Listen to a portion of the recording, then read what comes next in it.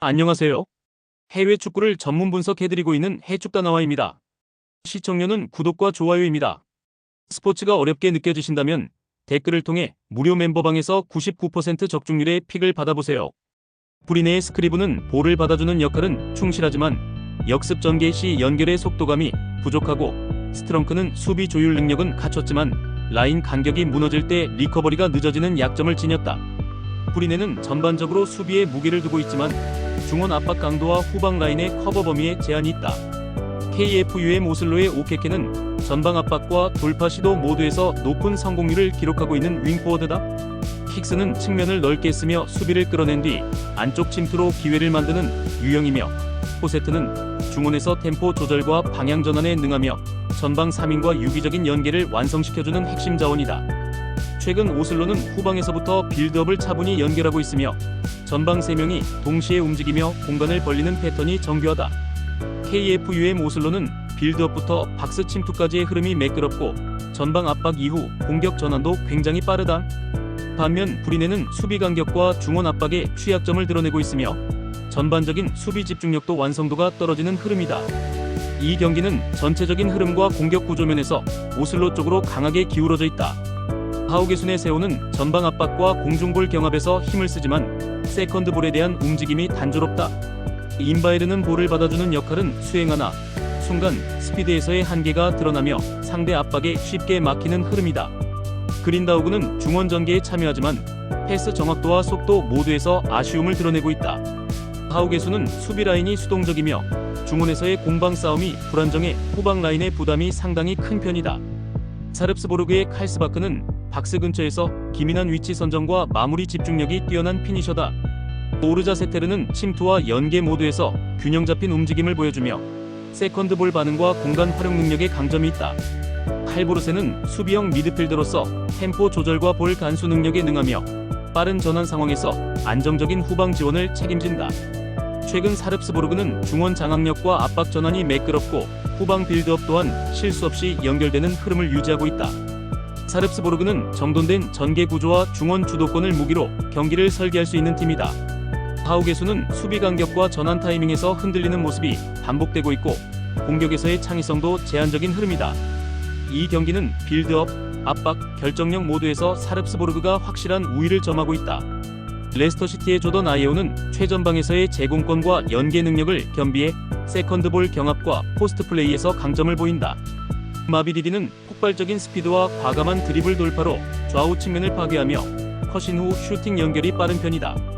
엘칸누스는 중원에서 짧고 간결한 패스와 전진 전개에 능하며 압박 회피와 템포 조절이 안정적이다.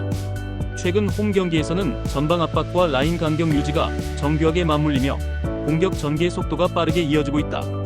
셰필드 웬즈데이의 맥닐은 측면에서의 스피드 돌파가 위협적이나 수비 전환 시 커버 범위가 좁다. 잉겔소는 중원에서 간결한 연결과 압박 참여가 안정적이지만 강한 전방 압박에선 패스 선택지가 줄어든다. 원정 경기에서는 수비 블록을 깊게 내리고 역습을 노리지만 전환 속도가 느리고 패턴이 단조롭다. 레스터시티는 아예우의 연계와 마비디디의 돌파, 엘칸누스의 중원 장악력을 앞세워 다양한 공격 루트를 완성하고 있다. 셰필드 웬즈데이는 전환 속도와 측면 수비에서 약점을 보이며 강한 압박에 쉽게 밀릴 수 있다. 이번 경기는 홈에서 전술 완성도와 압박 강도에서 우위에 있는 레스터시티가 승리를 가져갈 가능성이 높다. 사네피오르의 파툴리디스는 중원에서 볼 연결을 맡고 있으나 후방 빌드업 구간에서 탈압박이 불안정하다. 매틀러는 전환 타이밍이 늦어 측면 공간 커버가 지연되며 수비 라인과의 간격이 벌어지는 장면이 반복되고 있다.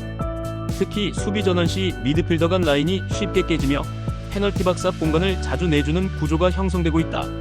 세트피스 수비 집중력도 최근 경기에서 불안한 흐름이 이어졌고 후반 막판 실점률이 높다. 전반적으로 라인을 끌어올리지 못하고 상대 압박에 밀리는 패턴이 반복되는 모습이다. 바이킹의 크비아 마이너스 에게스코브는 박스2박스 유형의 미드필더로 활동량과 압박 강도 모두에서 확실한 기여를 하고 있다. 아스킬드세는 연계와 마무리 능력을 모두 갖춘 자원으로 공이 발에 닿았을 때 결정적인 장면을 만들어낸다. 바이킹은 중원 싸움에서 대부분 우위를 점하고 있고 템포 조절과 전방 압박 모두에서 강한 인상을 남기고 있다. 세컨볼 회수 능력도 우수해 상대가 걷어낸 볼을 다시 장악해 두 번째 공격을 이어가는 흐름이 안정적이다. 특히 원정 경기에서도 라인 밸런스를 무너뜨리지 않는 구조적 완성도가 뛰어나다는 평가를 받고 있다. 사내 피오르는 전체적인 경기 운영 흐름에서 중원 밀집도 유지에 실패하고 있으며 후반으로 갈수록 집중력 저하가 뚜렷하다. 상대의 템포 높은 압박에 쉽게 흔들리는 구조를 보이고 있고 라인 간격이 벌어지는 패턴이 반복되고 있다. 반면 바이킹은 중원 스위칭과 압박 흐름에서 완성도가 높고 공격 전개가 매끄럽게 이어지는 팀이다. 이번 경기는 구조적 짜임새와 템포 흐름에서 확연히 우위를 점한 바이킹이 경기를 지배할 가능성이 높다. 신시내티의 오레아노는 좌측에서의 돌파 타이밍과 크로스 정확도가 높고 측면에서 수적 우위를 만들어내는 능력이 탁월하다. 에반데르는 후방 빌드업과 중원 전개에서 핵심 역할을 하며 압박을 유연하게 풀어내는 탈압박 능력도 갖추고 있다.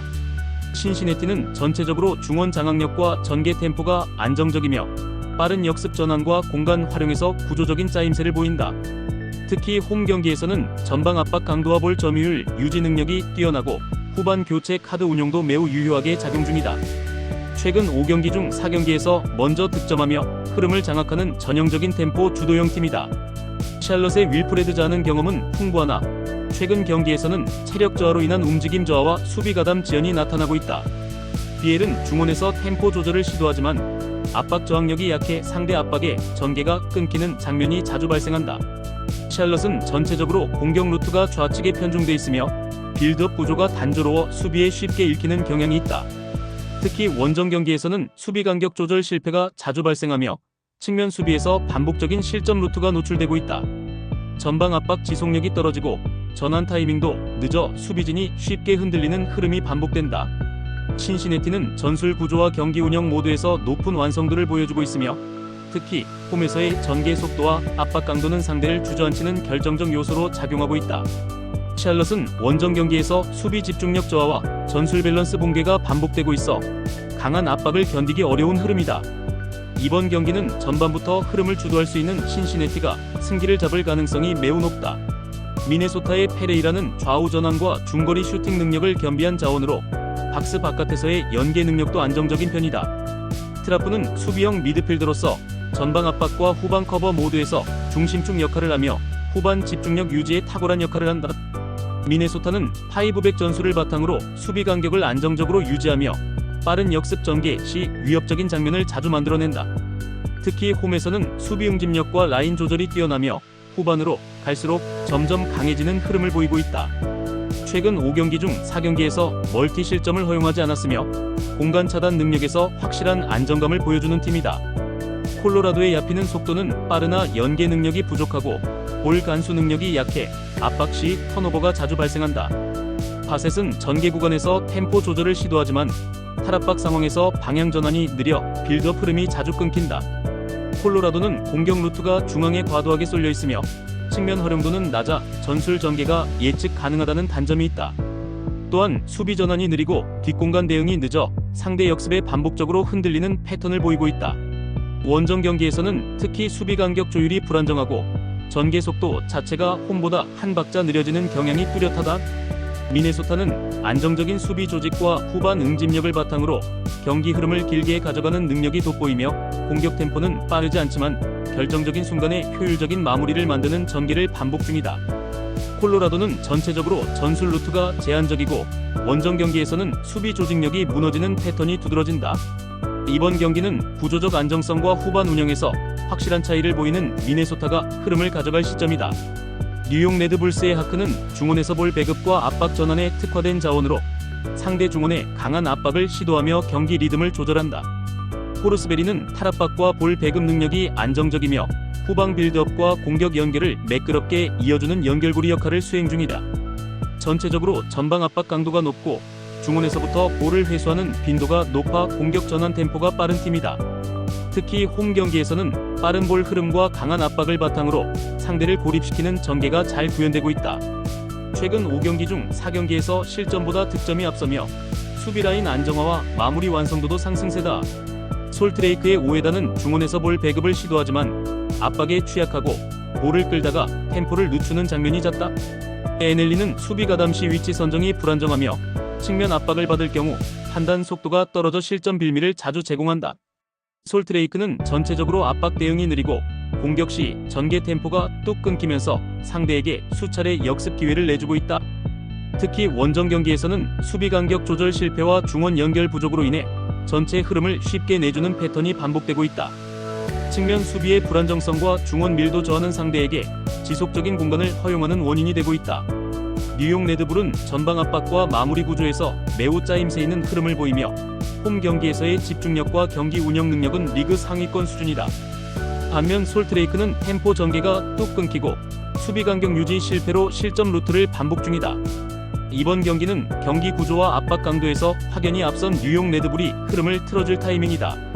올랜도 시티의 앙굴로 코르테스는 좌측에서 활발한 오버래핑과 크로스 연결이 가능하며 수비 전환 시 적극적인 커버링도 기대된다. 제르베는 중원에서 템포를 조절하면서도 박스 근처까지 전진해 연계에 참여할 수 있는 볼 운반형 미드필더다. 올랜도는 홈 경기에서 압박 강도가 높고 중원에서의 공간 압축 능력이 뛰어나 상대 빌드업을 효과적으로 끊어낸다. 특히 후반 체력 분배와 역습 전개 구조가 잘 정비돼 있어 빠른 반격을 통해 경기 흐름을 가져오는 경향이 강하다. 최근 홈 3경기 연속 무패 기록 중이며 수비 집중도와 전방 연계 구조 모두 점차 안정화되고 있다. 인터 마이애미의 아엔데는 중원 연결 구간에서 핵심이지만 강한 압박을 받을 경우 패스 선택이 늦어 빌드업이 끊기는 장면이 자주 나온다. 메시는 후방 빌드업까지 내려와 플레이메이킹에 관여하지만 중원부터 과도하게 의존도가 높아져 전체 전개가 예측되기 쉽다. 인터 마이애미는 최근 메시와 수아레스의 체력 부담으로 인해 후반 공세가 둔화되는 흐름이 반복되고 있으며 수비진 또한 빠른 역습에 반복적으로 뒷공간을 허용하며 전반 압박 이후의 전환 수비에 허점을 보이고 있다. 특히 원정 경기에서는 공격 템포가 끊기고 중원 간격 조절이 흔들리며 실점 가능성이 높아지는 구조다. 올랜도 시티는 수비 응집력과 압박 전환 모두에서 높은 완성도를 보여주고 있으며 홈 경기에서는 후반 체력 운영까지 매끄럽게 조절 중이다. 반면 인터 마이애미는 스타 파워는 존재하지만 경기 구조와 템포 유지력에서는 최근 다소 불안정한 흐름이 반복되고 있다. 이번 경기는 전술 완성도와 수비 집중도, 체력 분배 측면에서 우위를 점한 올랜도 시티가 흐름을 잡을 타이밍이다.